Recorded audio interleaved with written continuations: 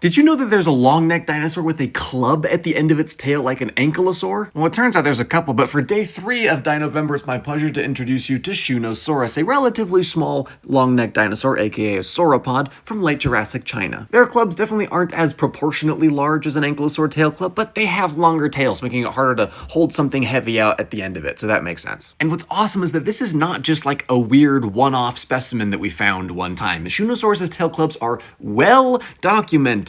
The tail clubs from Shunosaurus and one other sauropod are known from a collection of 15 different tail clubs. And actually, Shunosaurus' overall anatomy is exceptionally well known. This study that did a super detailed analysis of sauropod evolutionary family tree relationships with each other, they looked at just a huge number of incredibly fine anatomical details for all of these different sauropods, and they created this table that shows the percentage of information missing that we don't have about all of these dinosaurs. And you'll see that that number for most of them is pretty high, but one of the ones for which it's less than 10% of information missing is Shunosaurus. The sauropod that we know the best, that we have overall literally cumulatively zero skeletal information missing, is Camarasaurus, but then tied for second place with such famous sauropods as Brachiosaurus and Diplodocus is Shunosaurus. It's also worth mentioning that skull material is particularly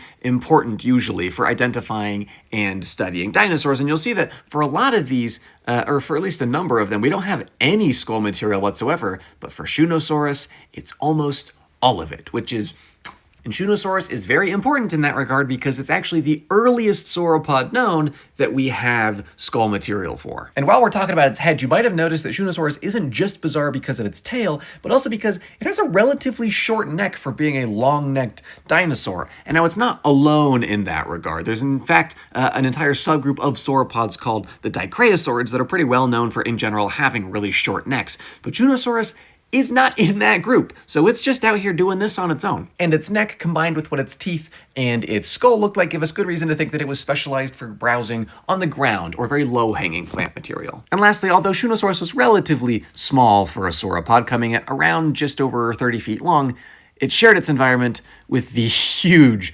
Omesaurus, who I'm confident was taking care of all of the high-browsing plant material. And as per usual, my name is Milo, and you should make sure that you're following so that you don't miss a day of Dinovember.